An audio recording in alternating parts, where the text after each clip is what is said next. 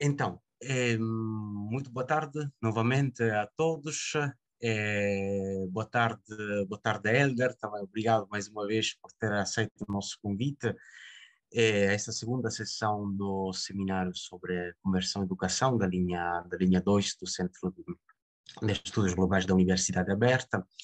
É, Vou simplesmente fazer uma pequena apresentação do Helder Telo, que é bolseiro de pós-doutoramento do Instituto de Filosofia da Universidade Nova de Lisboa, onde atualmente está a desenvolver um projeto de investigação sobre a arte de viver e a relação com a verdade em Platão e na filosofia contemporânea. Helder também leciona cursos intensivos no Centro Luís Cruz sobre os autores antigos e contemporâneos. O Helder Telo é doutorado em filosofia, sempre pela Universidade Nova de Lisboa, com uma dissertação sobre a crítica de Platão, a vida não examinada. Realizou parte da sua investigação na Alemanha e no Boston College. Depois de se doutorar, tem trabalhado mais em particular sobre questões como o desejo da verdade, o cuidado e as emoções na filosofia antiga e na filosofia contemporânea. Publicou vários ensaios, em particular sobre Platão, Aristóteles, Marco Aurélio, Nietzsche, Scheler e Heidegger.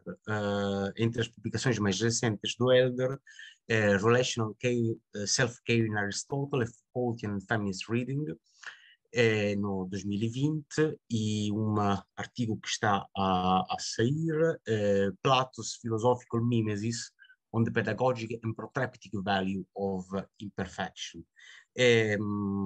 A partir destes pequenos dados biográficos e bibliográficos também se entende a causa, o motivo do convite para o Helder ao interior desta linha seminarial, que obviamente, sendo, digamos, focada sobre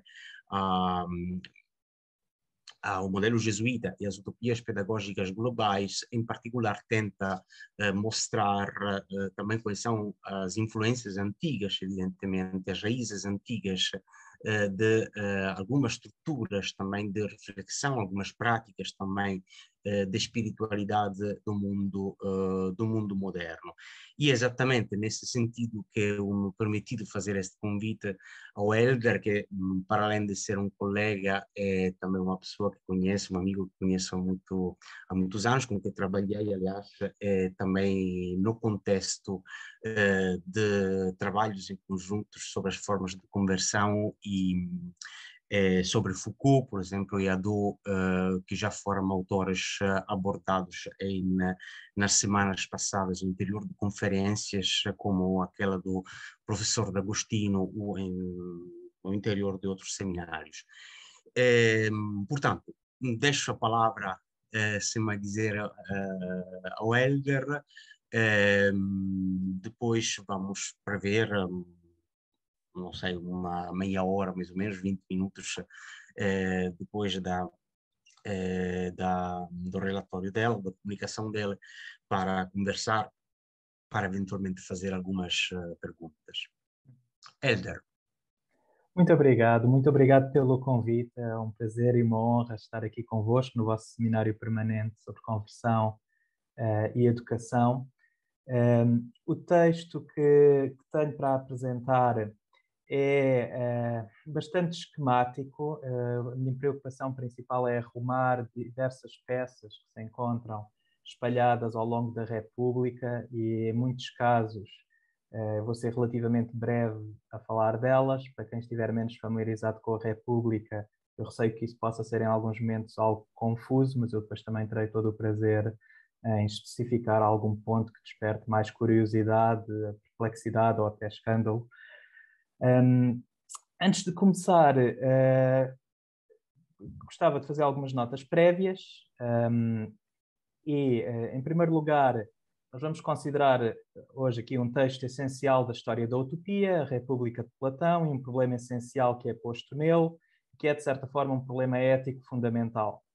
Nos seus termos mais gerais, trata-se do conflito entre egoísmo, que está algo associado ao cuidado de si, ou que poderá estar associado ao cuidado de si, e o altruísmo, que mais naturalmente se associará ao cuidado dos outros. E é neste quadro, no quadro deste problema de relação entre egoísmo e altruísmo, que vamos pensar aqui a questão da utopia do ponto de vista educativo e político. Em segundo lugar, o termo utopia é aqui entendido de forma genérica como designando um regime ideal ou o regime ideal ou o mais desejável, independentemente de ser realizável ou não.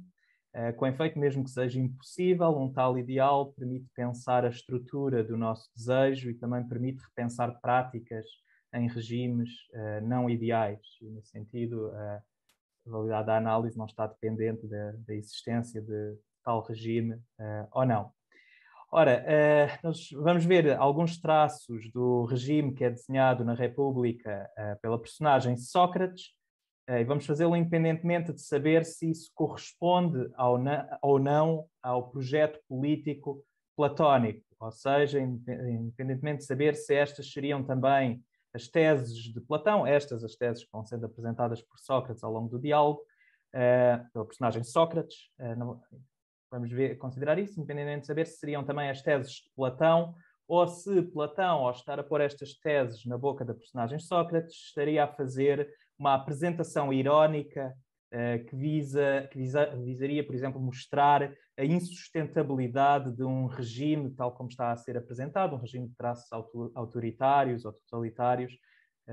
Faço esta nota porque é hoje uma tendência muito comum e que me causa alguma perplexidade ler toda a República como um texto irónico em que Platão está a mostrar o absurdo daquelas medidas, daquele projeto político e não a apresentar, ou pelo menos a explorar a possibilidade daquilo fazer algum sentido. Não vou entrar nessa discussão, na discussão de saber se é irónico ou se é literal, precisamente eu vou pôr de parte a questão do autor e do ponto de vista do autor, concentrar-me no ponto de vista do texto enquanto tal. E do ponto de vista do texto, o regime em causa é apresentado como o regime ideal, e nessa medida põe-se o problema de saber se ele é concebido por Sócrates como algo possível, ou algo viável, ou não. E parece que sim, que seria possível ou viável, pois é expressamente dito no livro quinto que quando os governantes forem filósofos, ou vice-versa, quando os filósofos forem governantes, forem reis, rainhas, este regime político realizar-se-á. Há então uma condição clara para a realização de tal regime. No entanto, também se vinca que esta é uma cidade em palavras ou discursos que não existem em lado nenhum, mas que é um modelo no céu pelo qual o filósofo se deve orientar. E isto já quase no final da obra, em 592 AB. O texto é, pois, ambíguo, mas deixemos essa questão de lado e concentremos-nos noutro ponto. Um dos muitos problemas suscitados na República de Platão é o que diz respeito à relação entre o que pode ser genericamente designado como cuidado de si, ou seja, as formas de autotransformação, autoaperfeiçoamento, e o cuidado de outros, ou seja, as formas de transformação e aperfeiçoamento dos outros. Em geral, ambos os tipos de cuidado são extremamente exigentes, e isso é tanto mais assim no quadro da antropologia platónica e da concepção platónica da felicidade. Não é, portanto, de estranhar que estas formas de cuidado e as suas exigências facilmente entrem em conflito entre si. Na República, esse conflito é particularmente visível no caso dos guardiões ou filósofos reis, que, por um lado, conseguem alcançar aquela que é a possibilidade máxima do ser humano, a saber, a contemplação da verdade, mas, por outro lado, são obrigados a abandonar o exercício dessa atividade e a voltar à caverna, ou seja, a governar os outros. Em vários passos é vincado que isso corresponde a um sacrifício da sua felicidade em prol da felicidade da polis. Ainda que nessa polis ninguém pareça ser feliz no sentido pleno do termo. Com efeito, muitos estão por natureza impossibilitados de contemplar, pois nascem sem o talento necessário para a filosofia, e os que são capazes veem-se impedidos de o fazer livremente, pois são obrigados a governar a polis. Mas será que o facto de aparentemente ninguém conseguir viver uma existência perfeita nesta polis significa um fracasso do cuidado de si e do cuidado de outros? E a haver um fracasso, será que não é dada nenhuma indicação precisa sobre como é que as duas formas de cuidado podem ser conciliadas? Ou será que, pelo contrário, aquilo que se mostra na República é uma forma de compreender o cuidado diferente da que normalmente se tem, uma forma de compreensão cujo estudo é útil não só para compreender melhor as teses da República, mas também para refletir sobre problemas éticos atuais relacionados com o cuidado?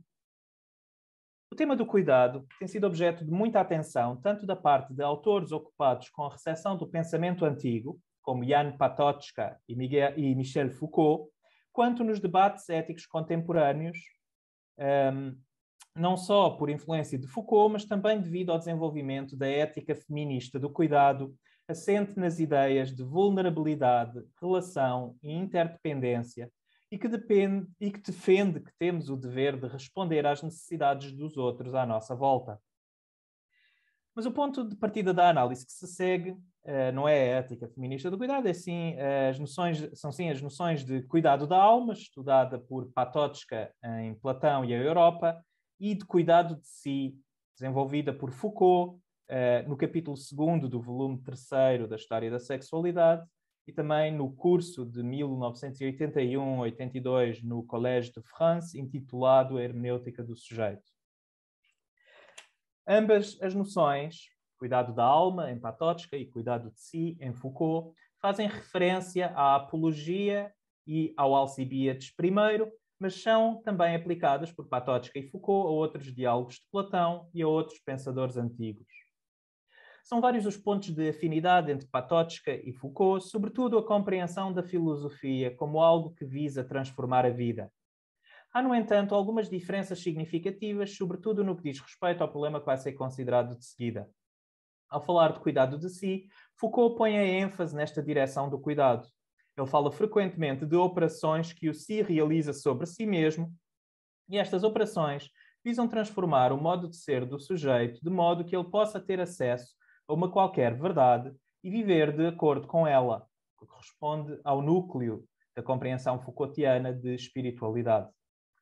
Por outro lado, ele reconhece ao longo dos textos mencionados que o si pode precisar de ser cuidado por outros, sobretudo no sentido de aprender a cuidar de si com eles, e pode também cuidar de outros depois de cuidar de si, tornando-se mestre, guia espiritual ou governante, e pode até estar inserido em relações de cuidado recíproco, no contexto de uma escola filosófica, por exemplo, em que os diversos alunos poderão contribuir para o cuidado de si uns dos outros. No entanto, estas operações dirigidas aos outros são sempre apresentadas como secundárias e parece inteiramente concebível um cuidado de si no isolamento de si mesmo, o que sugere mesmo um egoísmo ou autocentramento censuráveis, como aliás o próprio Foucault antecipa na hermenêutica do sujeito. Já Patočka tem uma compreensão mais refinada do cuidado da alma e sublinha, com constantes referências à República, a sua constituição tripla enquanto cuidado ontocosmológico, político e psicológico. Isso significa, segundo Patočka, que o cuidado requer sempre uma reflexão sobre o cosmos e a realidade, sobre a polis e sobre a alma, e o seu destino sobre a polis, desculpa, vou dizer de novo.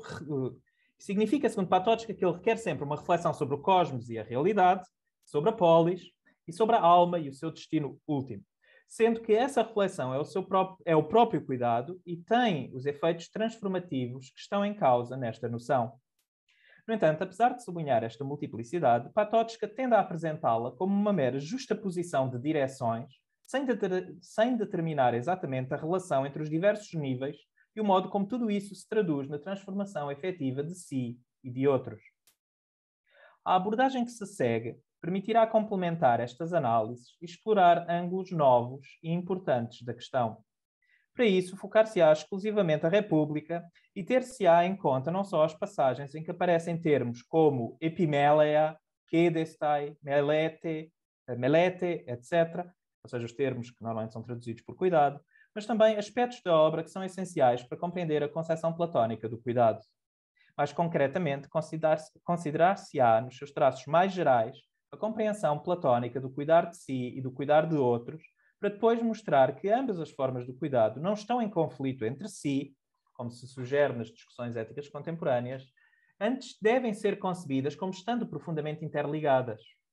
Com efeito, no quadro antropológico da República, vê-se claramente que não é verdadeiramente possível conceber o cuidado de si ou o cuidado de outros em separado, ou seja, separados um do outro. Pelo contrário, qualquer uma destas formas de cuidado implica já a outra, de modo que se poderia mais propriamente falar de um único cuidado, um cuidado relacional de si, por assim dizer, complementando os dois aspectos, o aspecto relacional em relação aos outros e o aspecto reflexivo que remete para o si. Ou seja, poder-se então falar deste único cuidado relacional de si, ou seja, de uma relação consigo que busca o aperfeiçoamento da vida própria, mas que tem sempre simultaneamente efeitos profundos na relação com os outros e na vida desses outros. À luz disso, as únicas diferenças que podem ser encontradas entre diversas formas de cuidado são diferenças de ênfase e não correspondem à identificação de duas formas separadas de cuidado. Antes, porém, de considerar a relação entre as duas formas de cuidado, é importante determinar melhor o papel que o cuidado em geral tem na República.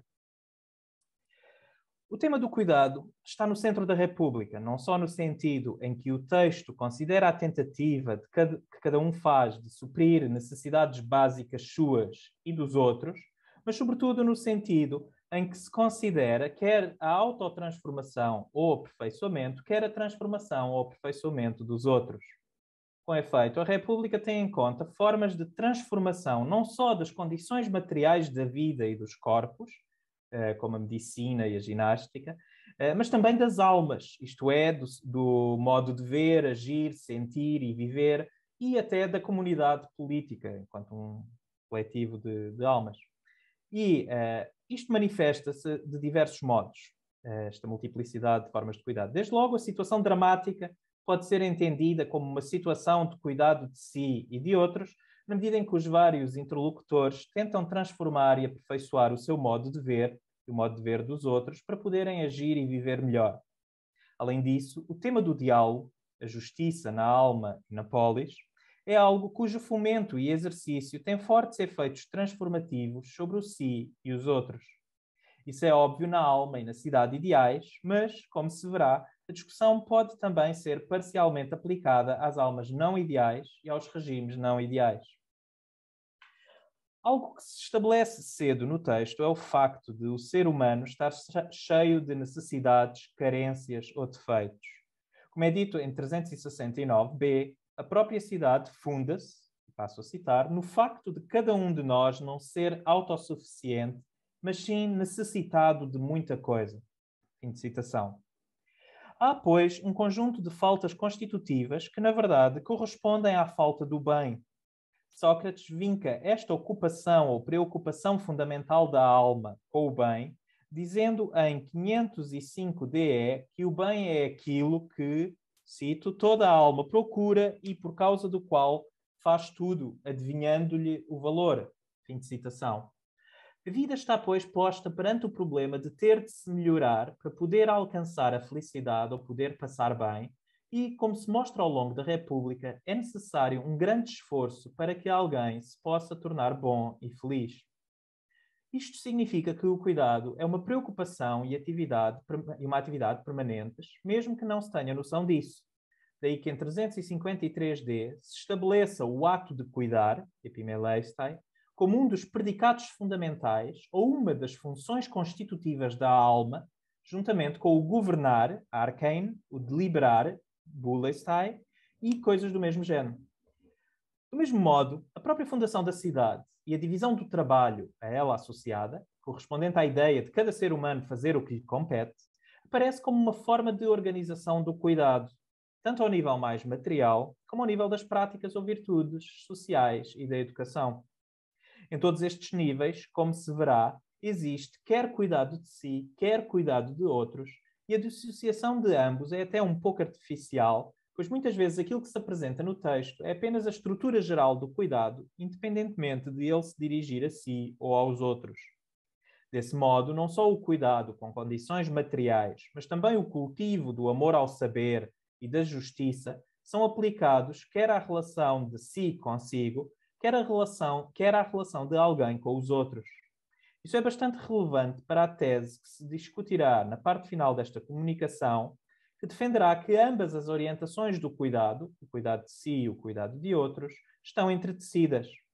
No entanto, só a partir daqui não é ainda possível perceber que tipo de entretecimento é que está aqui em causa. Por outro lado, a República torna patente a existência de fortes tensões entre ambas as orientações do cuidado, e isso fica visível logo no livro primeiro, no começo do livro segundo, quando se considera a tendência para se cuidar excessivamente de si e para negligenciar ou até lesar os outros. Trasímaco, bem como Adimanto e Glaucon, ao tentarem apresentar uma versão mais refinada das teses de Trasímaco, apresentam assim posições que pressupõem uma preocupação em alcançar o maior benefício próprio em detrimento do bem alheio, e Trasímaco, em especial, explora as consequências políticas de um tal modelo do cuidado. Em resposta a isso, Sócrates vai sugerir a introdução de um outro modelo de preocupação e cuidado, tanto ao nível dos indivíduos quanto da polis. E é sobretudo nesse outro modelo, o modelo ideal do cuidado, que a análise que se segue se vai focar. Considerar-se-á de que modo é que, no quadro do reconhecimento platónico da vida boa, o cuidado, nas suas duas orientações, se exerce e se desenvolve, que tensões parecem surgir em virtude da dupla tensão do cuidado, e como é que estas duas orientações podem e devem ser vistas como conciliáveis. No modelo ideal de cuidado esboçado na República, o cuidado dirigido ao si manifesta-se de diversas formas e é caracterizado por técnicas de diferentes tipos. Por exemplo, ele assume formas menos importantes, como as que dizem respeito ao cuidado com as condições materiais da própria vida, sobretudo as posses, e também com o corpo, que inclui a ginástica, a medicina e até a polis como instrumento de proteção relativamente a ataques externos de outras polis. Sócrates dá várias indicações a respeito deste cuidado com estes bens externos, e essas indicações traduzem-se em muitas ações que os indivíduos têm de operar sobre si mesmos ou sobre a sua vida, e podem, na verdade, incluir até o cuidado da polis e do seu governo para garantir que ela protege os bens materiais e o corpo. Chama-se também a atenção para o facto de que essas práticas podem cair em excessos e acabar por ter efeitos negativos sobre a própria vida, como quando alguém se preocupa só com o ganho individual e acaba por se tornar extremamente injusto e infeliz. Veja-se o caso de Giges, ou a figura do tirano, ou quando alguém só se preocupa com a sobrevivência a todo custo e desenvolve técnicas médicas muito exigentes que não deixam tempo para exercitar a virtude, como aparece em 405c e seguintes.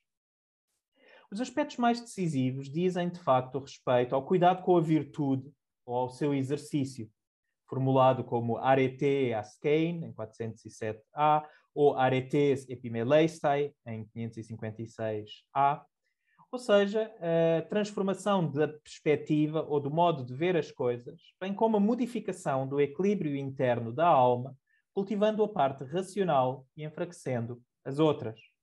O objetivo de tudo isso é alcançar a verdade e também uma vida plenamente filosófica, isto é, uma vida plenamente regida pelo amor ao saber e em que este esteja maximamente desenvolvido. Esse é o ideal da educação e a última análise da própria polis, ou seja, é isso que está em causa no cuidado de si.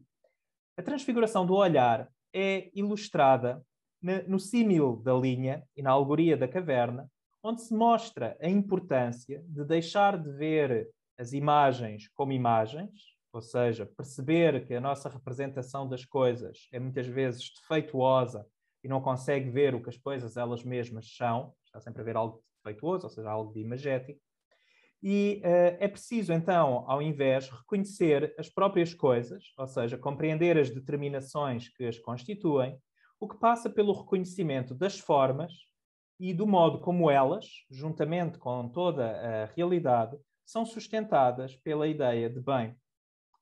Sócrates descreve como este estado cognitivo pode ser perseguido e eventualmente alcançado.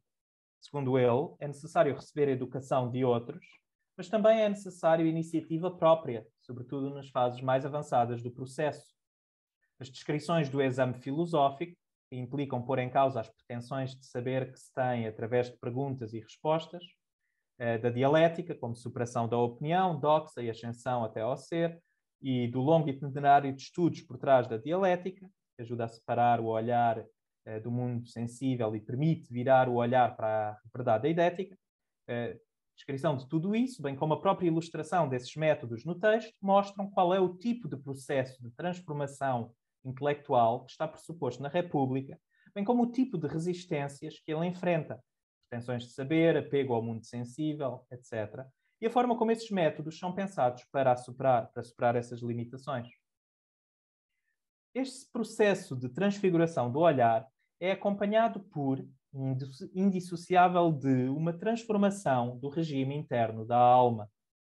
Com efeito, Sócrates apresenta uma visão da alma humana segundo a qual esta tem três partes, ou três aspectos: a parte racional, a parte irascível e a parte desiderativa.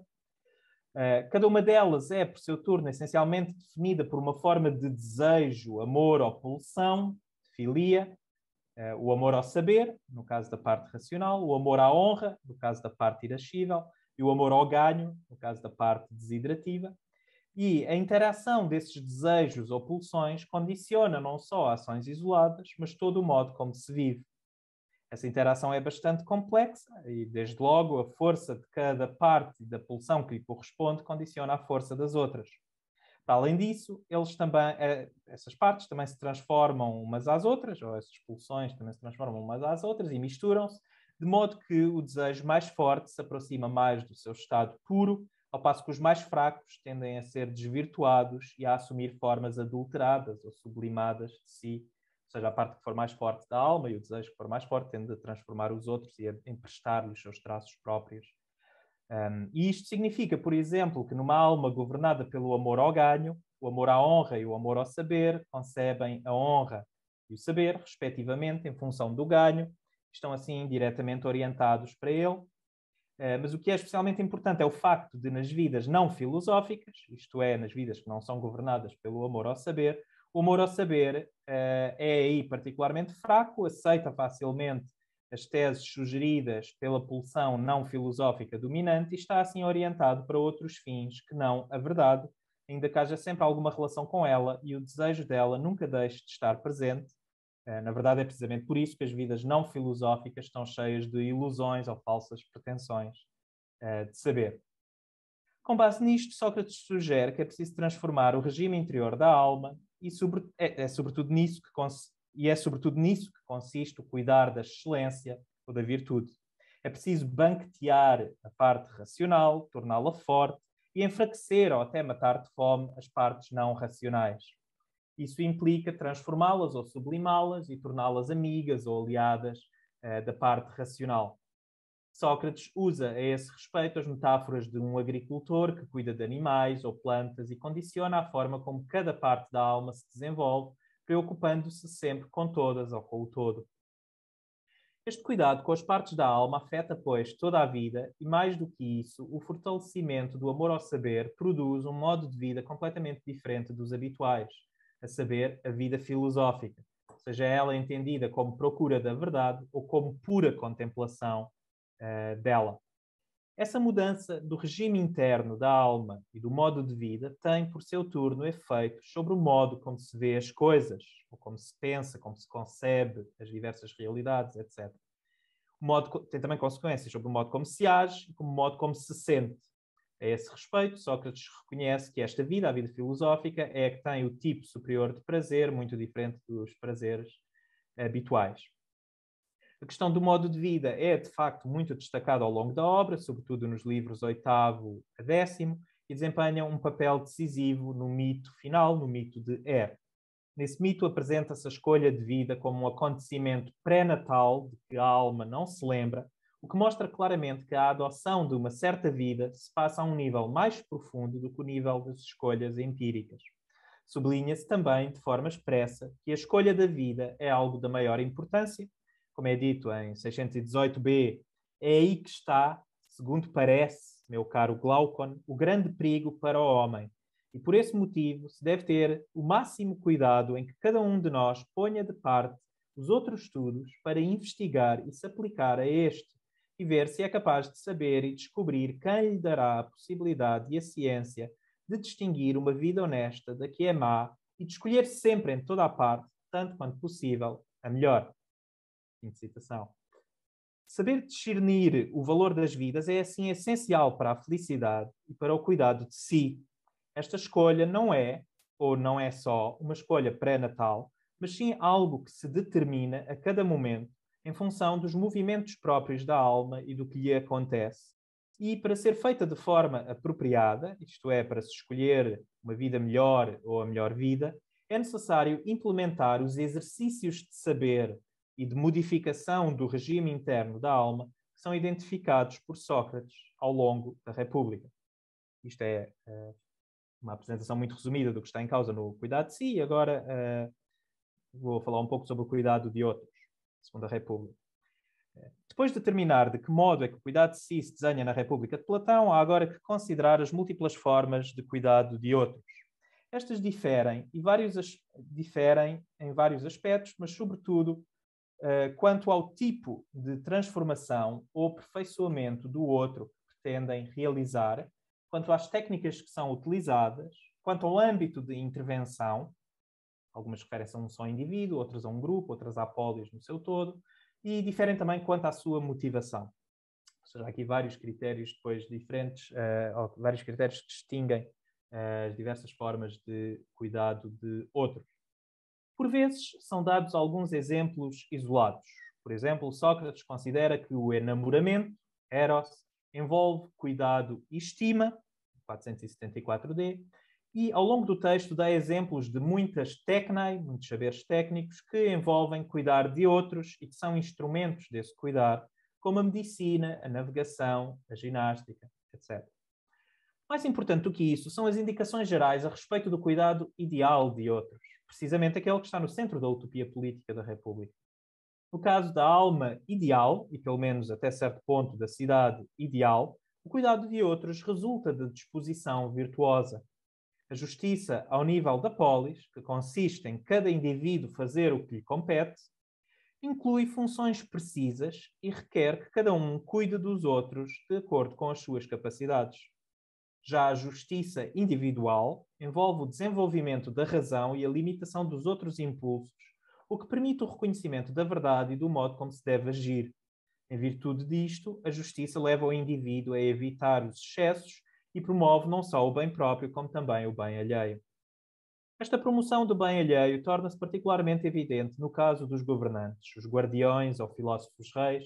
Estou a usar a forma masculina porque é o mais comum, mas em sentido estrito deveríamos usar sempre o masculino e o feminino, é o que está em causa na República, ou seja, são tanto os guardiões quanto os guardiãs, tanto os filósofos reis como as filósofas rainhas, e todo este grupo, todos eles são comparados a cães que têm uma disposição amigável com pessoas conhecidas e são hostis a inimigos, e a guerra, ela própria, de que os guardiões e os auxiliares estão encarregados, aparece associada a uma forma de cuidado. Mesmo dito texto, polemo, agonias, epimeleistai, cuidar do combate relativo à guerra. Mas aquilo que mais se destaca ao longo da obra é a ideia de cuidado político, ou da polis, cuidado da polis, poleos epimelethenae, a qual inclui múltiplas componentes, não só a militar, mas também a legislativa, a educativa, entre outras. Esse cuidado na cidade ideal é baseado numa forma de afeição, ou amizade cívica, que é primeiro introduzida no livro terceiro, quando todos os cidadãos são apresentados como nascidos da mesma terra e como irmãos, ou seja, no passo sobre a nobre mentira, em que iria mentir a todos os cidadãos e convencê-los de que eles nasceram todos da terra e então são todos irmãos.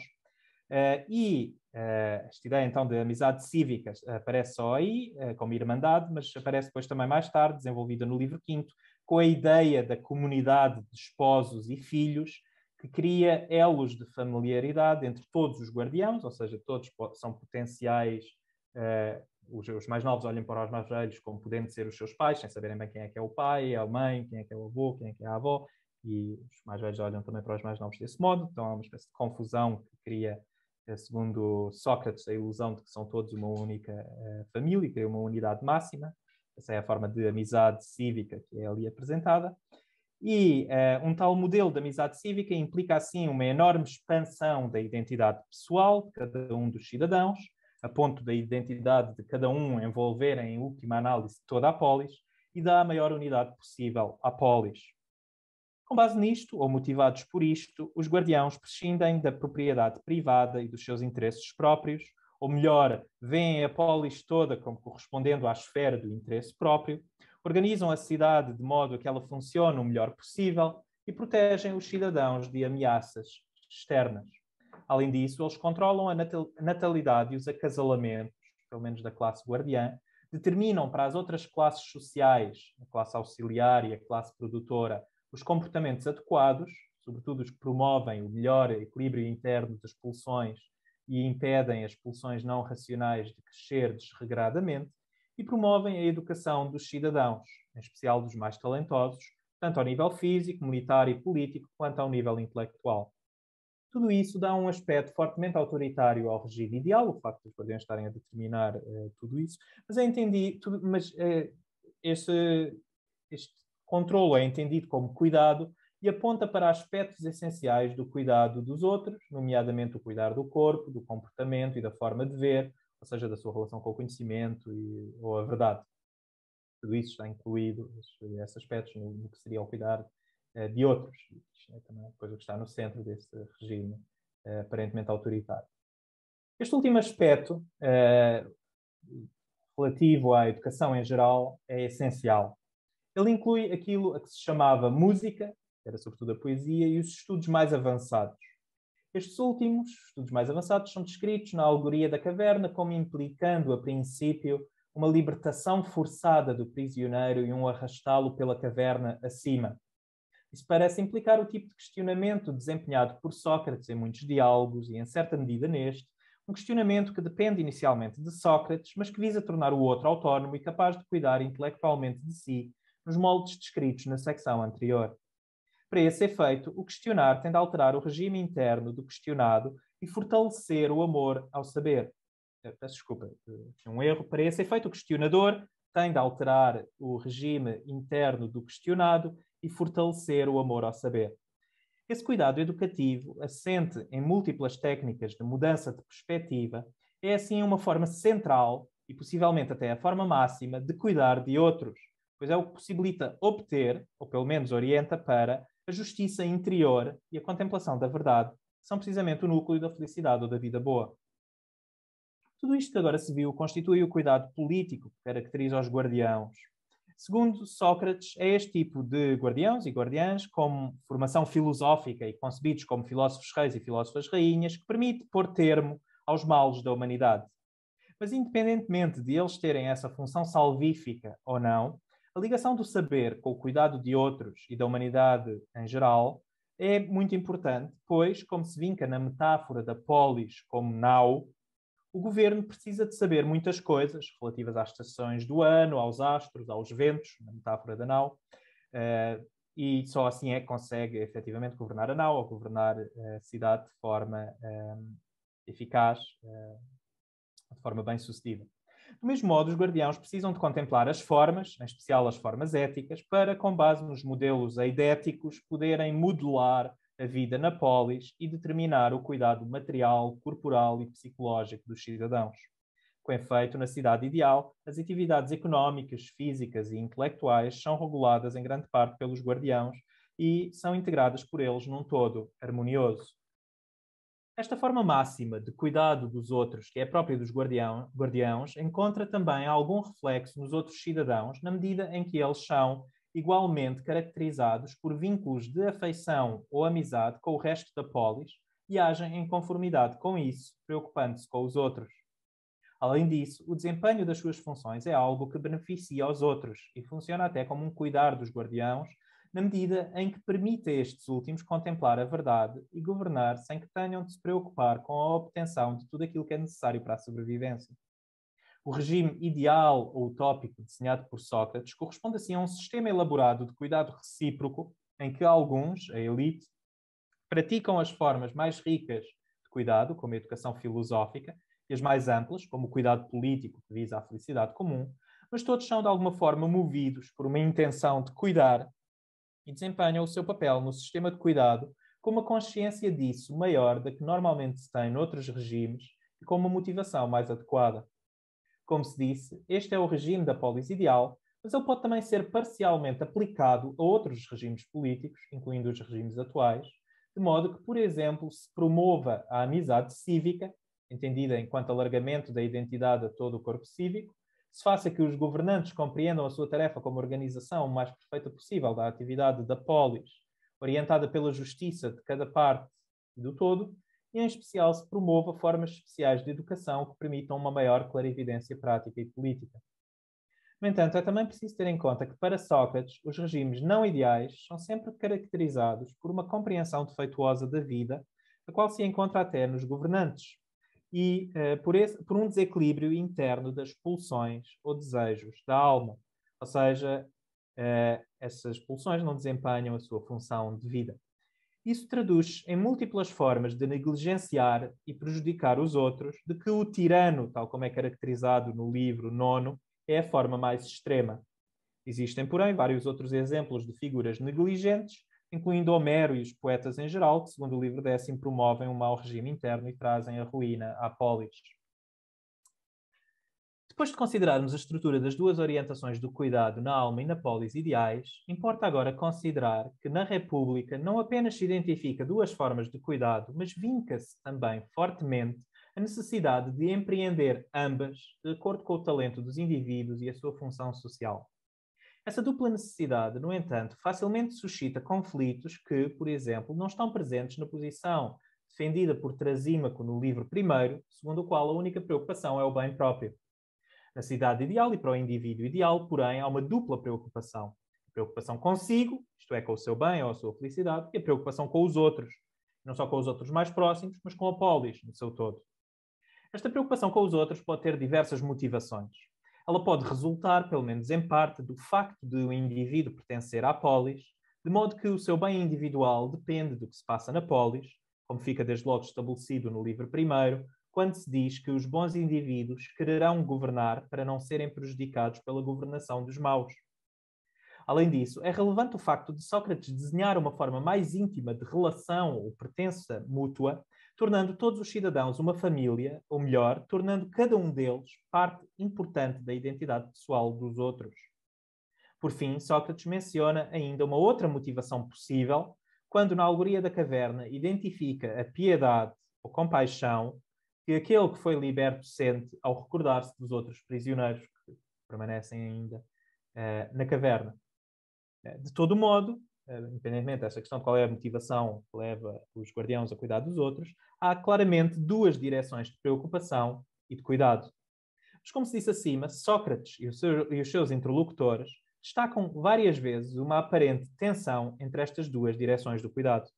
A formação dos filósofos e o processo de aprendizagem que os aproxima da contemplação e da felicidade parece sugerir uma preocupação exclusiva com o si, ou pelo menos uma precedência do cuidado de si.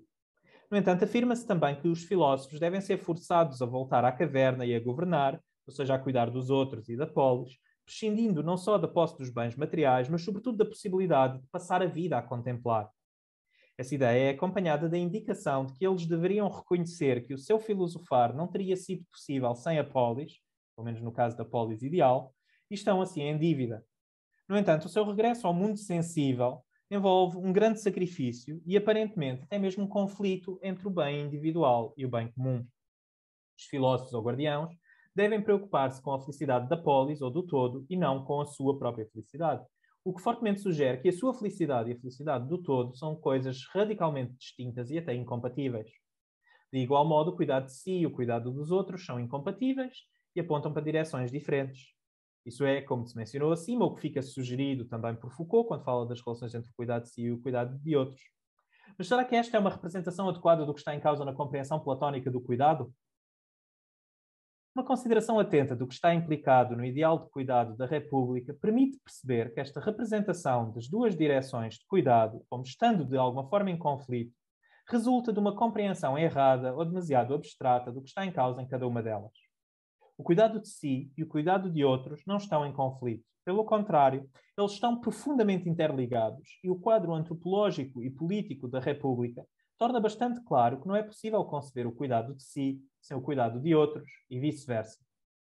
Isto não significa apenas que, como Foucault sublinha, o cuidado de outros depende do cuidado de si, no sentido em que alguém precisa de aperfeiçoar-se a si mesmo para poder adequada e efetivamente ajudar e beneficiar outros, ou que o cuidado de si depende do cuidado de outros, por exemplo, por se cada um aprender a cuidar de si através do modo como foi objeto do cuidado de outros relativamente a si, em especial do cuidado educativo.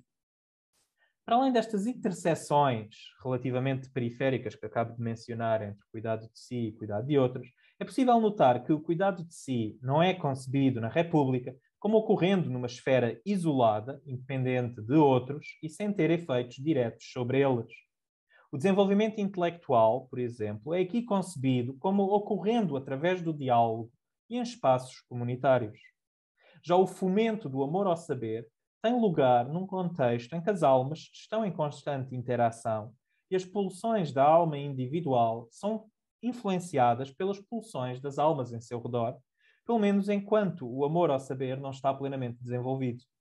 Por outro lado, o cuidado de outros, pelo menos nas suas formas mais extremas e mais úteis, corresponde não só à expressão de um modo de ver que determina que se deve cuidar de outros deste ou daquele modo e de um determinado equilíbrio psíquico, mas também é algo que permite desenvolver, aperfeiçoar ou preservar esse modo de ver e esse equilíbrio psíquico.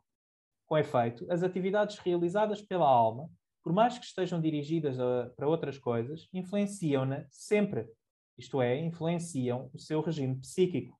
Desse modo, educar outros, tentar orientá-los, protegê-los ou agir de forma justa e temperada em relação a eles é algo que também tem efeitos sobre a capacidade cognitiva e prática da própria alma.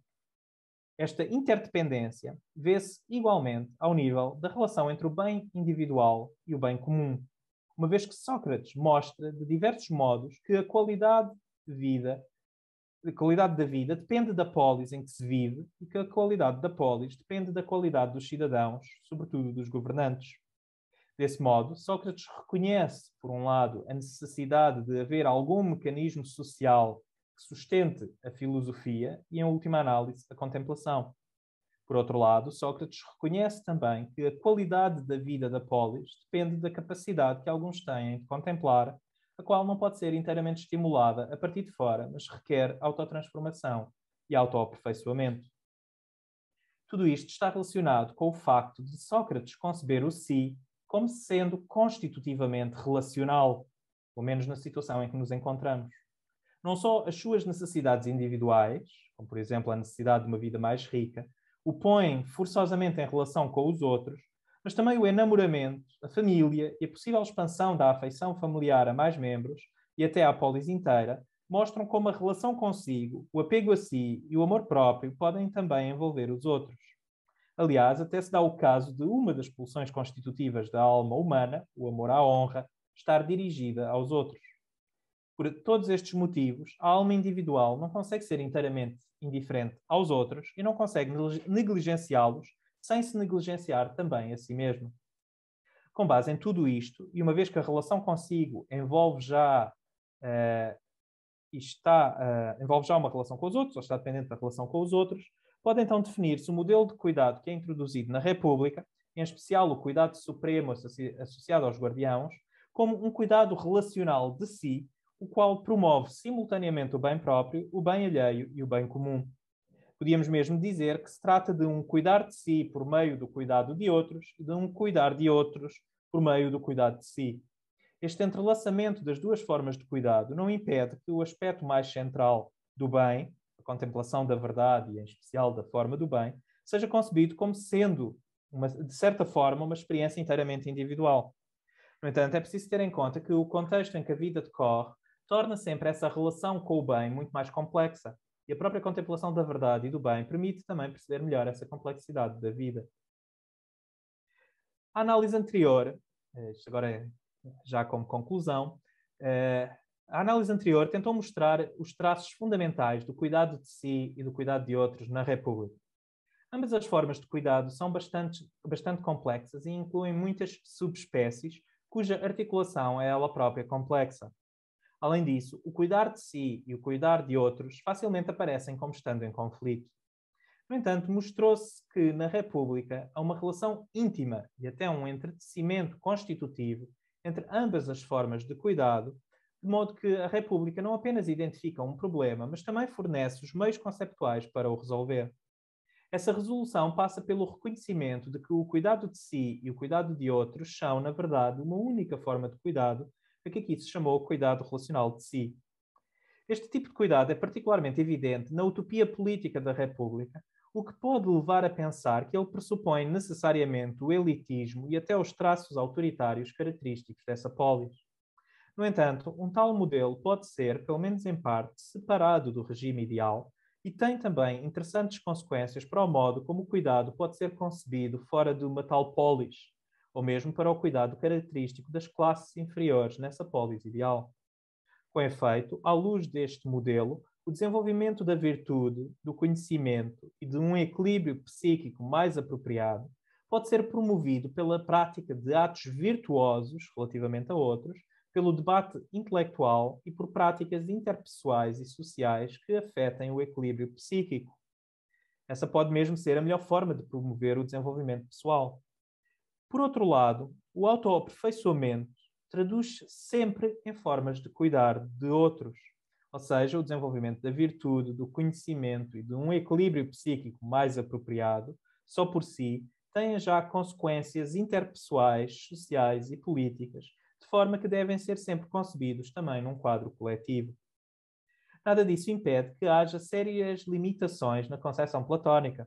Uma delas diz respeito ao seu extremo paroquialismo, que leva a circunscrever o cuidado a uma única polis, ou quando muito ao povo grego, como parece ser o caso a certa altura na República, e talvez fosse possível expandir o modelo para lá da polis e até incluir toda a humanidade, como os estoicos fazem, parcialmente inspirados pelo modelo da polis, como família, no livro V da República.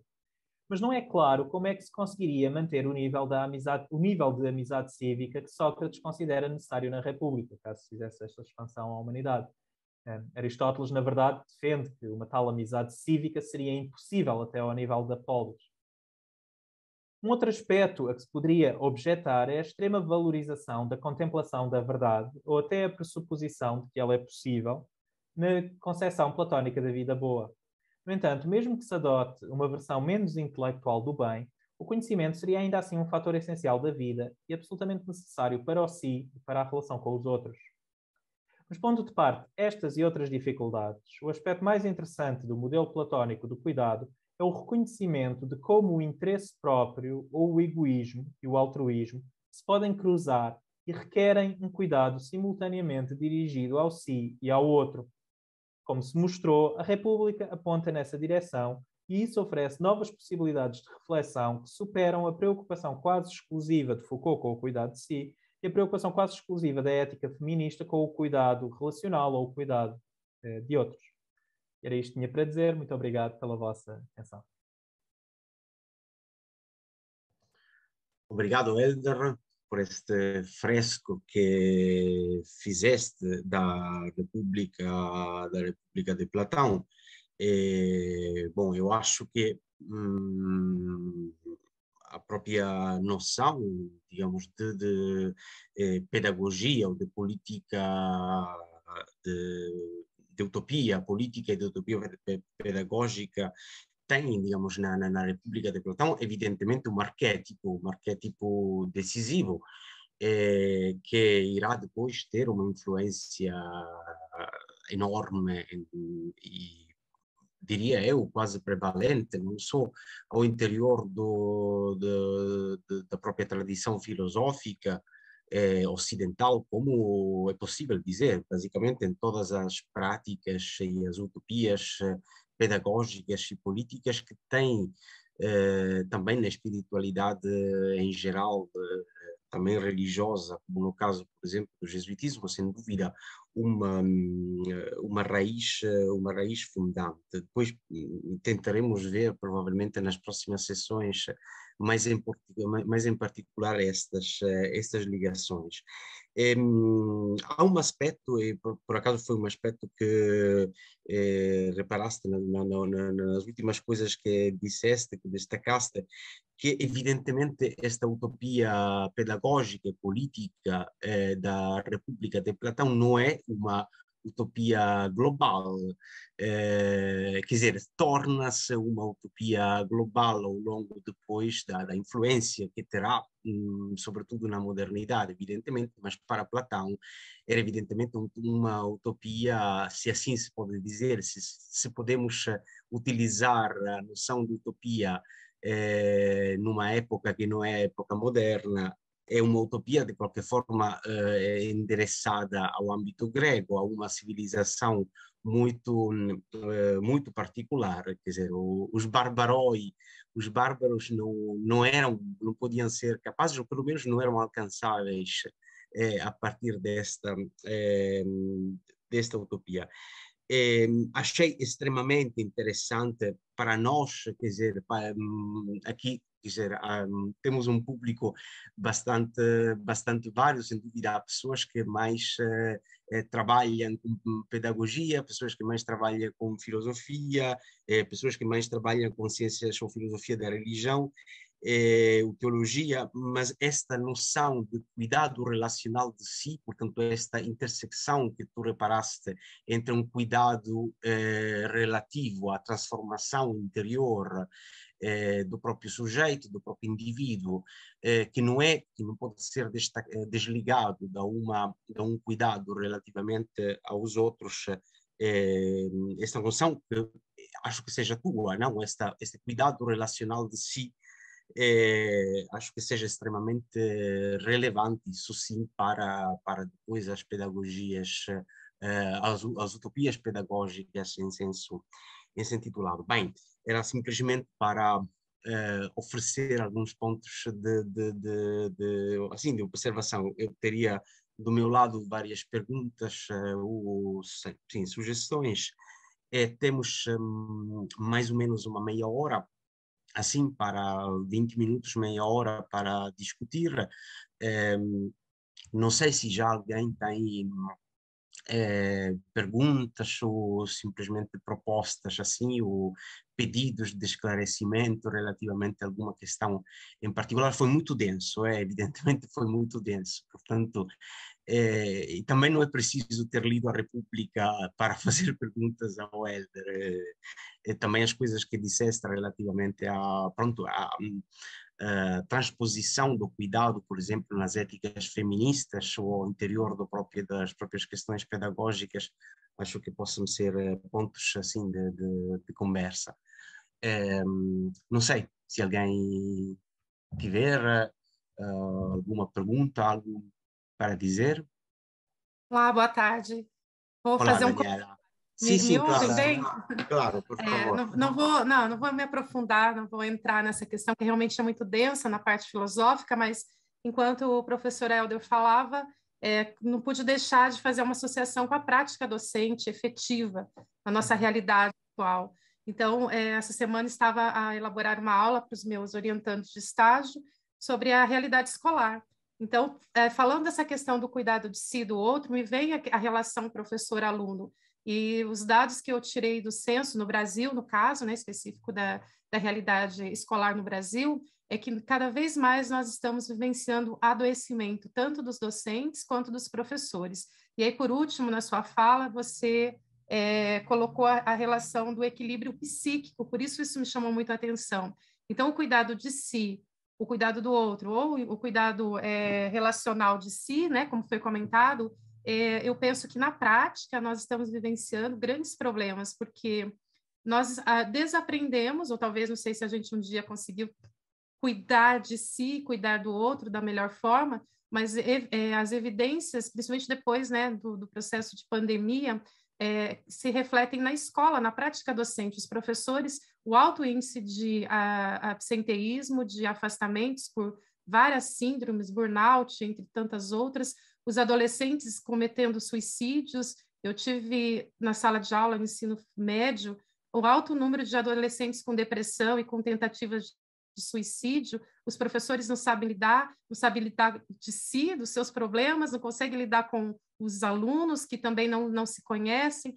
Então, eu acho que essa perspectiva, mesmo sendo bastante profundamente filosófica, mas eu acho que ela é muito necessária para que a gente desenvolva esse autoconhecimento, essa necessidade de desenvolver as virtudes a partir também da questão racional. E aí eu já coloco uma questão para você também. Sócrates, Platão, fala muito desse desenvolvimento a partir da razão, das virtudes ou mesmo da ética. E eu penso também que hoje a gente tem que adotar a razão, claro, mas também tem que pensar nas questões afetivas. A gente consegue equilibrar para não dosar totalmente para o emocional, mas também não ser totalmente racional, porque o ser humano multidimensional também não é só a razão, penso eu. E eu acho que nós não estamos conseguindo lidar nem com a razão, nem com a afetividade e nem com o cuidado de si, cuidado do outro. Então, na verdade, só um comentário mesmo que eu tenho a fazer. Agradeço-lhe bastante, foram comentários bastante estimulantes e fizeram-me pensar em vários aspectos. Um deles tem a ver com esta noção de equilíbrio psíquico. E no caso de Platão, quando nós estamos depois a tentar pensar na aplicação que isto possa ter ao nosso dia-a-dia, temos sempre de fazer a análise em dois níveis. O que é o nível ideal de que Platão está a falar e que à primeira vista parece ser difícil de aplicar à nossa situação. Depois tentar perceber o que é que seria o paralelo disso numa situação não ideal. No quadro ideal, quando ele está a falar de equilíbrio psíquico, ele está a falar de algo muito específico, que é a melhor parte da alma governar as outras. E, segundo ele, esta é a única forma de haver harmonia dentro dos diversos desejos da alma. Por assim dizer, é a única forma de haver equilíbrio emocional no ser humano e que passa, no caso da República, isso é muito claro, passa não por uma supressão das outras partes, uma tentativa de nos reduzir à racionalidade, mas sim por uma capacidade da racionalidade de integrar em si as outras partes e conseguir, de alguma forma, transformá-las e criar como um projeto comum das diversas partes da alma, que possibilitem precisamente que as partes da alma sejam amigas umas das outras e que haja harmonia psíquica. E o aspecto mais relevante depois, parece-me, para a própria situação em que estamos, por exemplo, numa situação de aula, é que Platão chama muito claramente a atenção para o facto de o equilíbrio psíquico de um determinado indivíduo depender do equilíbrio ou desequilíbrio psíquico das pessoas à sua volta. De modo que o projeto de transformação psicológica não deveria ser compreendido apenas como um projeto isolado, em que a pessoa, por exemplo, tem as suas próprias sessões com o psicólogo ou tem lê livros de autoajuda, ou seja o que for, e tenta resolver por si os problemas, mas há a ideia de que, de alguma forma, que os diversos regimes psíquicos se influenciam reciprocamente e que o projeto de transformação tem de ser, de certa forma, um projeto partilhado, ou funcionará melhor se for um projeto de transformação psíquica partilhada e não algo meramente isolado. Nesse sentido, a tentativa de se transformar a si pode também ter efeitos nos outros, no sentido em que o próprio se torna exemplo para os outros e, por outro lado, os outros também podem servir de inspiração. E aqui eu imagino que possa haver depois também algumas que isso possa ajudar também a pensar um pouco o papel que o professor possa ter no modo como afeta, como o seu próprio equilíbrio psicológico afeta o dos alunos e vice-versa, como o próprio equilíbrio psicológico dos alunos, ou o estado psicológico dos alunos, afeta o do professor. E isto chamaria então a atenção para... teria pelo menos a implicação de se vincar que estas questões têm de ser trabalhadas neste contexto relacional e não apenas no contexto abstrato do indivíduo em relação consigo e qual é o estado psicológico em que está. Isso parece-me ser uma abordagem mais típica depois da filosofia moderna, em geral, do pensamento antigo. Há muito mais uma compreensão relacional do ser humano, como há depois em muitas das correntes da filosofia contemporânea. E, relativamente à razão, ao modo como a transformação psicológica e a própria educação é compreendida por Sócrates e Platão a partir da razão, é preciso ter em conta que não é só o ser humano que é multidimensional, mas a própria noção de razão que está em causa na República é multidimensional. e ela própria envolve uma componente prática e uma componente afetiva. Porque se nós formos, por exemplo, ver qual é a determinação mais essencial de todas, daquilo que é apresentado como razão na República, que traço é que ela corresponde na psicologia humana, aquilo que é dito é o amor ao saber, ou seja, uma forma de amor, de desejo, uma forma de pulsão, algo profundamente emocional, e que pode assumir diversas formas. E aqui a análise depois aproxima-se muito, ou antecipa em muitos aspectos, traços da psicologia nietzschiana e depois da psicologia freudiana, com as diversas partes da alma em tensão umas com as outras, sendo que todas elas têm precisamente esse caráter emocional, desiderativo, e o que está em causa é desenvolver a razão de modo a torná-la mais harmoniosa, mais coerente consigo mesma, conseguir integrar também as emoções de forma mais estável e conseguir depois relacionar-se com as outras partes da alma também de uma forma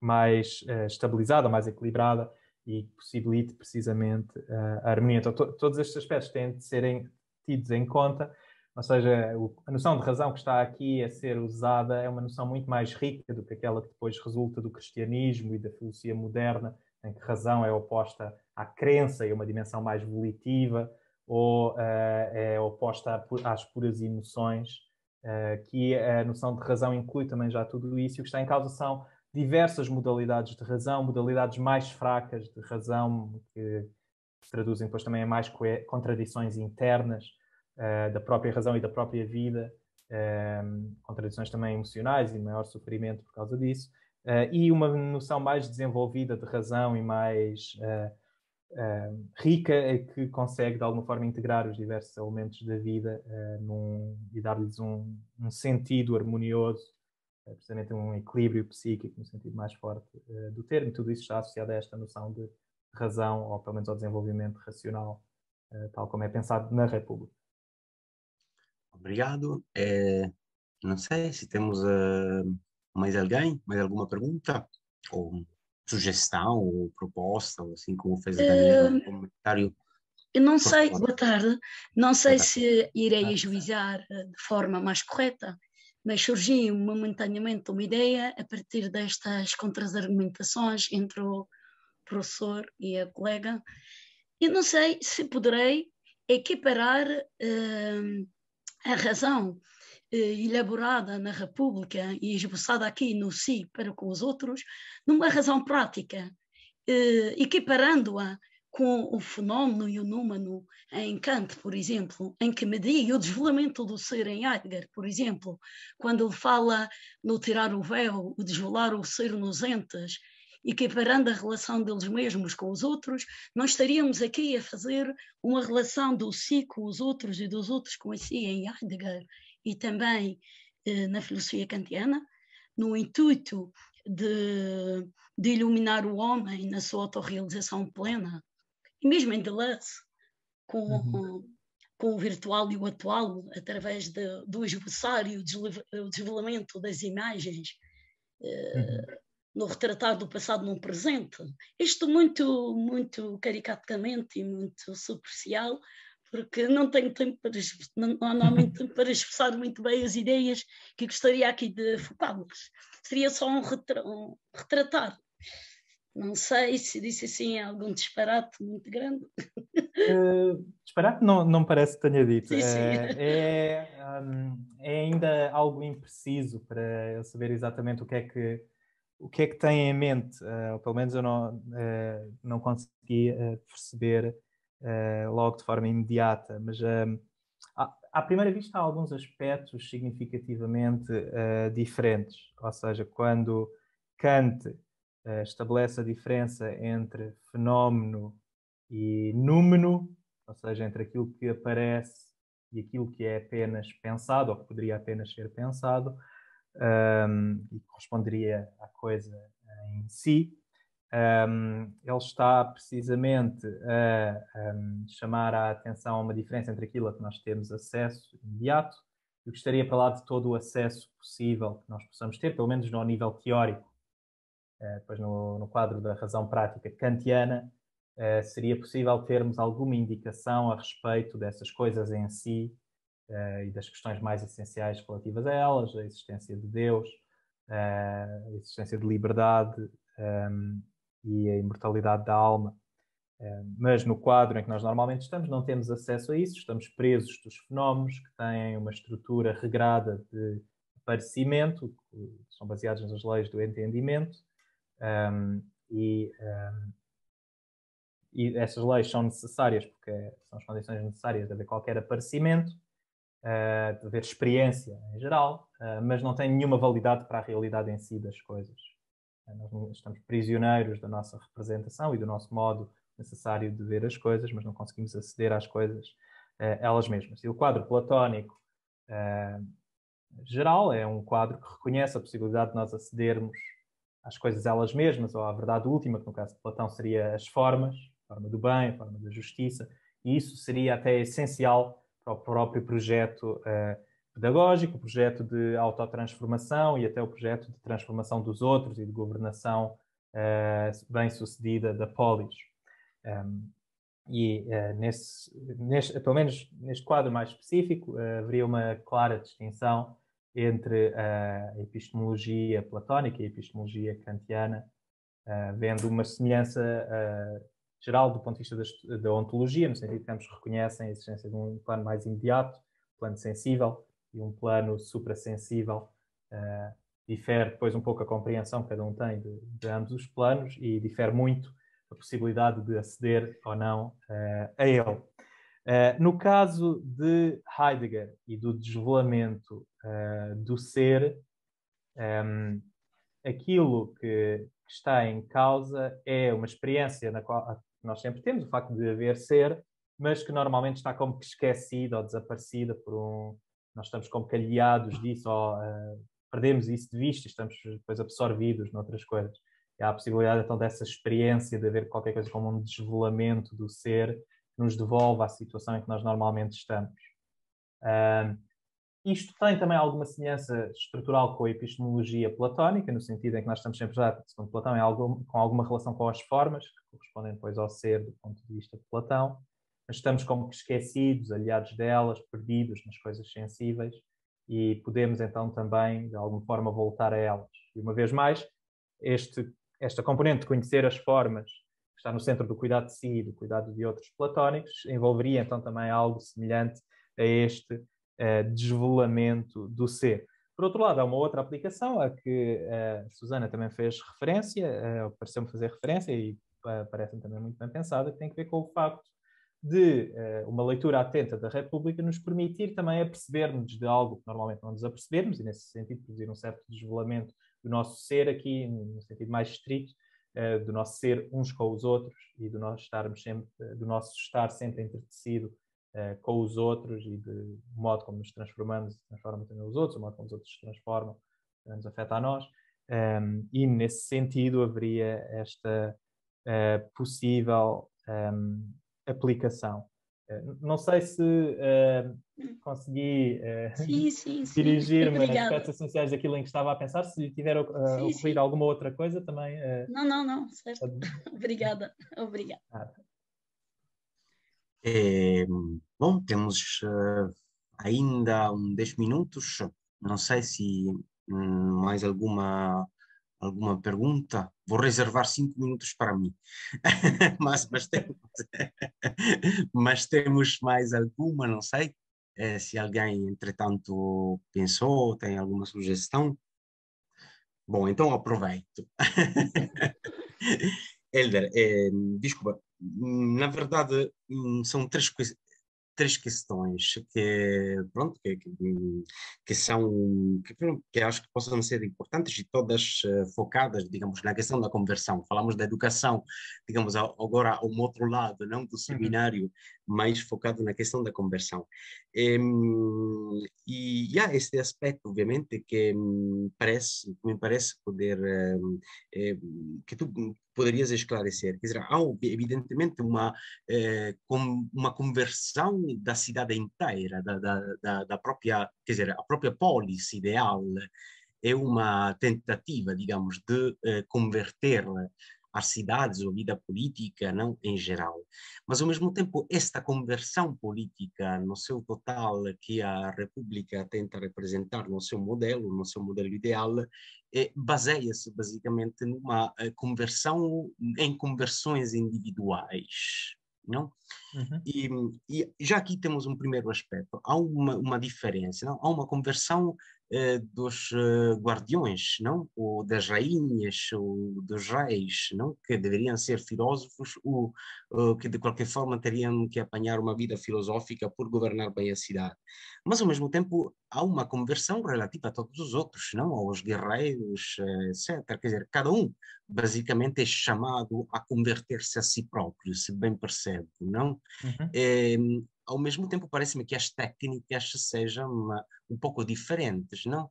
O não, quer dizer, a técnica filosófica é, digamos, a técnica, pronto, que a República representa, é uma técnica que pode ser útil por todas as partes da sociedade.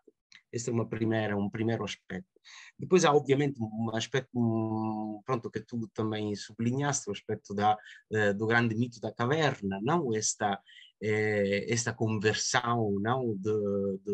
Pronto, de todos, não? Que são chamados pelo filósofo a sair da caverna, mas ao mesmo tempo há este aspecto deste sacrifício do filósofo que entra e deixa de cuidar de si de alguma forma, o reinterpreta este cuidado de si através deste cuidado dos outros, que é uma espécie de uma tentativa de despertar, não de despertar os outros. Não sei se, então, nesse sentido, se pode dizer que esta técnica de conversão pedagógica baseada na técnica filosófica é também uma técnica de despertar, não? De despertar a uma vida nova, que é, por acaso, um modelo arquetípico literário, espiritual, religioso, por muitos e muitos séculos. E depois, pronto, uma última questão, haveria mais duas questões. Uma questão, evidentemente, relativa ao amor. Qual é este aspecto, digamos assim, pelo menos a técnica filosófica, de que forma se liga à filia, não? Sabemos, pronto, disseste alguma coisa, mas ao mesmo tempo, pronto, por último, é a última questão,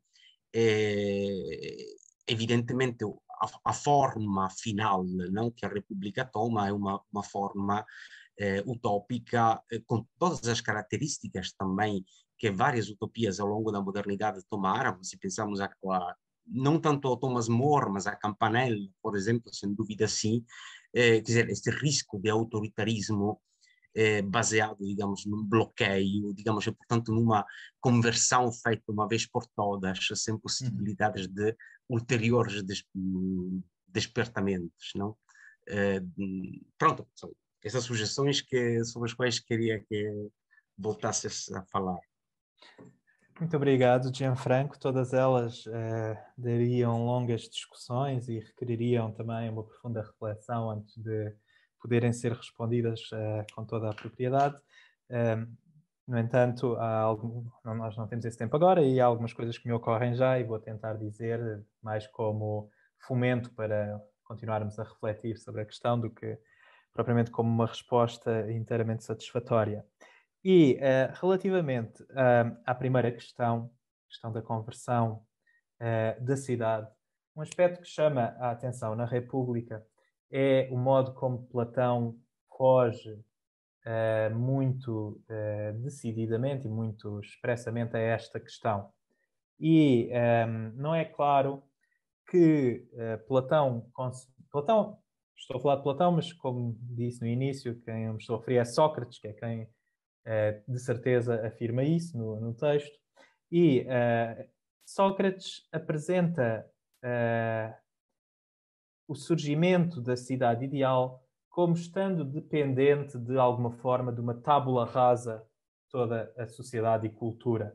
Ou seja, haveria como que um sequestro de crianças de 10 anos que eram levadas para outro sítio para fundar uma cidade. Haveria já alguns que teriam alcançado algum tipo de iluminação filosófica e teriam formulado estas ideias.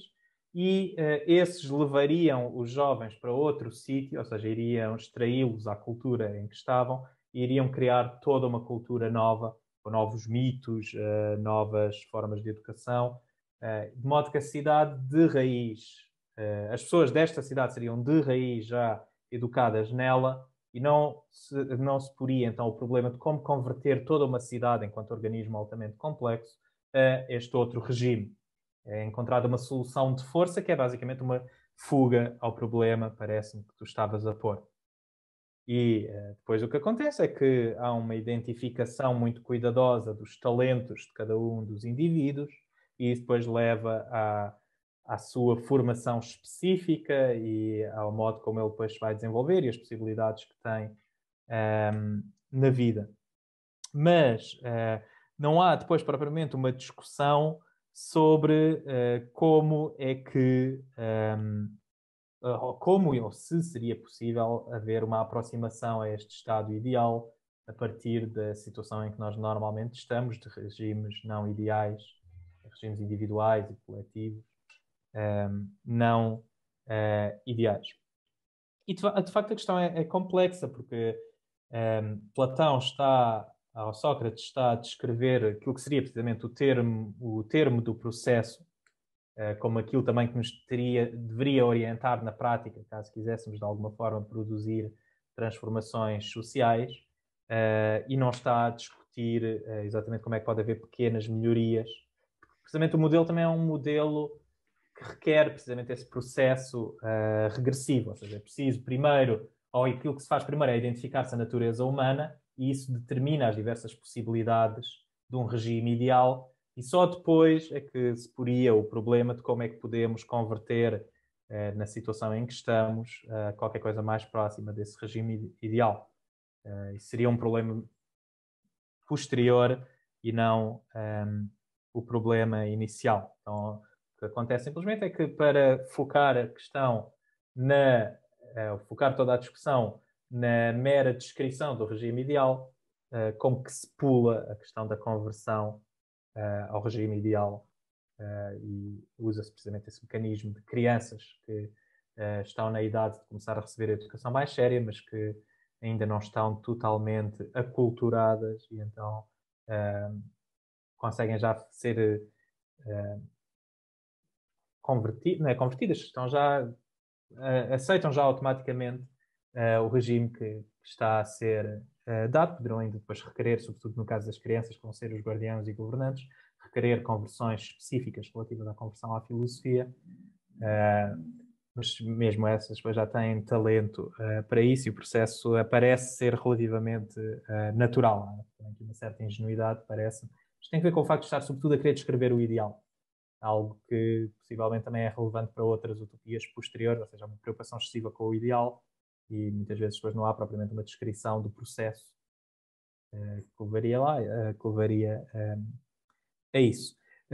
Ainda como uma das subalíneas que tinhas nesta primeira questão, dizia respeito às técnicas e se são diferentes ou não para cada classe, e de certa forma sim, uma vez que só no caso da classe guardiã é que entram em jogo as diversas técnicas filosóficas mais avançadas, ou as técnicas educativas mais avançadas, em geral a educação que está a ser descrita na República é a educação dos guardiãos, dos filósofos reis e das filósofas rainhas.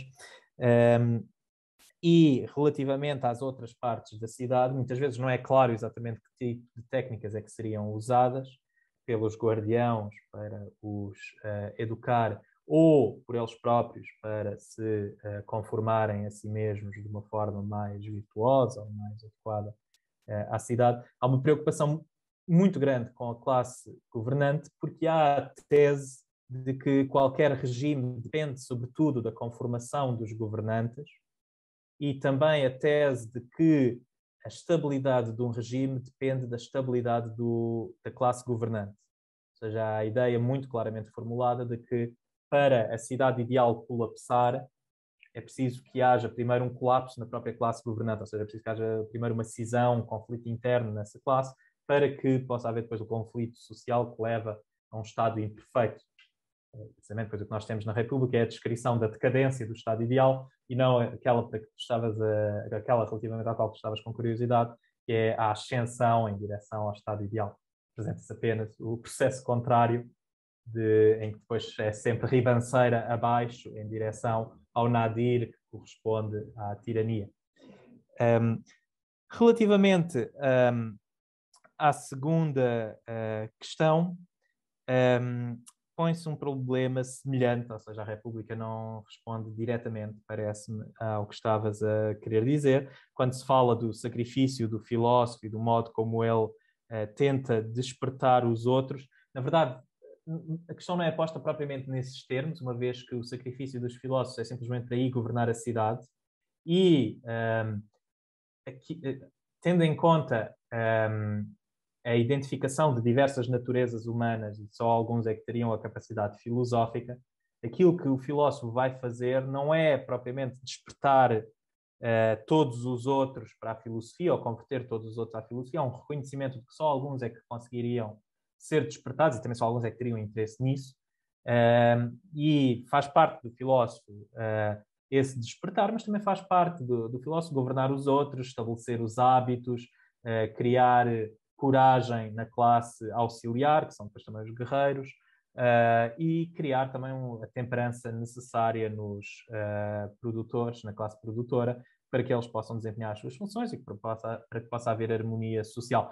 Uma vez mais, isso fica sempre tudo muito vago, porque grande parte das medidas que são descritas são as medidas relativas à educação dos guardiãos, e a República depois é muito omissa relativamente ao cuidado que se teria pelas outras classes, o cuidado específico que se teria pelas outras classes. Em todo o caso, fica claro que não seria uma questão de despertar todos. Ou seja, o cuidado filosófico que os guardiãos têm pelos outros, ou o cuidado político baseado na filosofia que os guardiães têm pelos outros, só em alguns casos é que implica o despertar filosófico e o tentar levá-los à verdade. Nos outros casos, implica a instalação de opiniões verdadeiras, ou opiniões que promovem o cuidado uns dos outros, a harmonia social, e não propriamente um acesso à verdade que permitisse contemplá-la, um acesso à filosofia na sua forma mais desenvolvida. Relativamente à terceira questão, a questão do amor e da filia, aparece de diversas formas ao longo da obra, e aparece no sentido do próprio do modo como os próprios guardiãos tentam regular o desejo sexual, pelo menos na classe governante, abolindo o modelo da família, criando um sistema de sorteio para determinar o acasalamento esporádico, ocasional dos guardiãos uns com os outros. E a ideia é de alguma forma usar o Eros, que tende a ser profundamente egoísta, e criar precisamente a família como um espaço de preocupação maior, que se opõe depois às outras famílias, às outras pessoas em geral. A ideia é usar isso para tentar de alguma forma criar o máximo de preocupação coletiva com o todo, ou seja, criar uma família coletiva, de modo que a polis, enquanto tal, seja a família. Então, boa parte do tratamento do Eros, ou do amor, da filia, tem lugar aí nessa discussão, ou os aspectos mais relevantes estão nessa discussão. Do ponto de vista individual, é também relevante o facto de Platão falar das três pulsões da alma como filiae, que é muitas vezes traduzido como amor, o amor ao saber, o amor à honra, o amor ao ganho, mas na verdade o que está em causa é uma obsessão, o não conseguir ver mais nada à frente, o estar completamente consumido por algo e querer controlar isso. E então todos os tipos de regime psíquico e também todos os tipos de transformação do regime psíquico têm que ver com questões amorosas, no sentido que têm a ver com os amores da alma e com o modo como a alma organiza os seus próprios amores e os objetos de desejo, ou seja, diversos regimes psíquicos correspondem a diversos regimes de desejo, e o amor ao saber, ele próprio, é um regime de desejo, é uma relação erótica com o saber que está em causa. Também é relevante o facto de esta oposição entre um desejo ordenado e um desejo desordenado ou desmedido, uma vez que Eros aparece também na descrição da figura do tirano.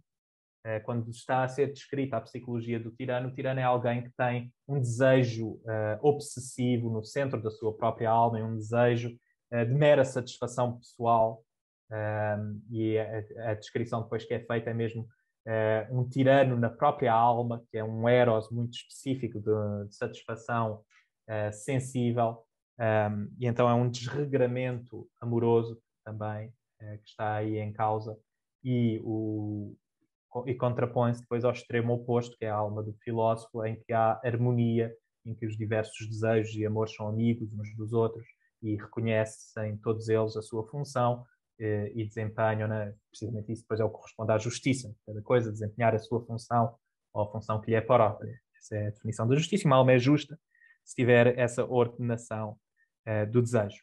Relativamente ao risco de autoritarismo e conversão feita de uma vez por todas, não tenho já a certeza de me lembrar bem da questão. Se puderes reformular, Gianfranco, por favor. Em parte já respondeste a isto, não? Relativamente à primeira questão, não? Porque basicamente esta construir de raiz, não é uma cidade a partir das crianças que são, digamos, colocadas à parte, portanto, deculturalizadas, digamos, de alguma forma. Em parte já respondeste, portanto, é isso. Não, evidentemente, a minha pergunta relativamente ao fato, pronto, que a utopia já não pedagógica, mas a utopia política da República é também uma utopia que deu, digamos, que tem este lado de, sim, quer dizer, que também faz parte da própria tradição utópica, no sentido de um totalitarismo, de um autoritarismo. Há esta vertente, digamos, da utopia que está mais ligada e enraizada na República de Platão, digamos, uma sociedade do controlo ante litteram, não de alguma forma. Sim, tudo isto é atenuado do ponto de vista do próprio Sócrates, uma vez que seria apenas um obedecer à natureza e que todas as partes, ou todos os indivíduos, poderiam realizar a sua própria natureza no quadro desta polis. Tens também mencionado este... Exato, sim. Então não é claro, quando nós pensamos nisto como totalitarismo ou autoritarismo, pensamos também na componente de violência e de imposição, porque estamos a pensar nisto do ponto de vista de quem não está nesta situação e que de repente seria confrontado com estas medidas e estaria obrigado a segui-las, podendo não ter nenhuma inclinação para isso. E o processo que está aqui a ser descrito é um processo que transformaria também o desejo ou as ambições que temos e levaria cada parte a reconhecer que, de facto, aquilo que lhe corresponde é o que está aqui em causa. A questão é se isso é possível, viável, ou se permite sequer alguma aplicação que não nos deixe arrepiados e preocupados com o que poderia estar em causa. E isso é uma questão demasiado complexa que não conseguiria agora também. Não, mas para voltar à questão do cuidado, quer dizer, acho que lá seja explícito como o guardião, quer dizer, o rei, não? O rei filósofo é também há uma explícita, digamos, conotação do pastor, não? Que guia o rebanho, digamos, nesse sentido, quer dizer, também Platão e em Foucault, digamos, isto deu origem, quer dizer, a própria noção, paradigma de poder pastoral, que depois, no próprio cristianismo, evidentemente, depois teve uma evolução, sim, que é enraizada fortemente também na noção platônica, não? Lá não é o político, já será o bispo, mas evidentemente depois o próprio cristianismo, com as suas próprias técnicas, está enraizado em algumas formas pedagógicas e políticas que na República são esclarecidas.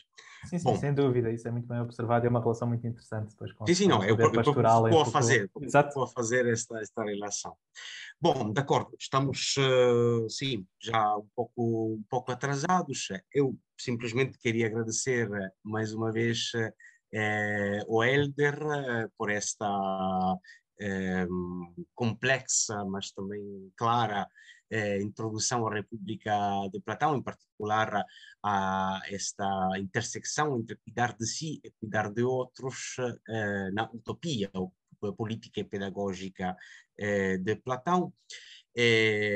Agradeço também a todos os presentes, a todas as pessoas que interviram, a todas as colegas, os colegas, as amigas. A próxima sessão seminarial deste seminário será no dia 29 de abril, sempre à mesma hora. Falará António Guimarães Pinto sobre um outro tipo de utopia pedagógica e política que na verdade é o latim, uma utopia linguística, digamos, o latim da modernidade como utopia linguística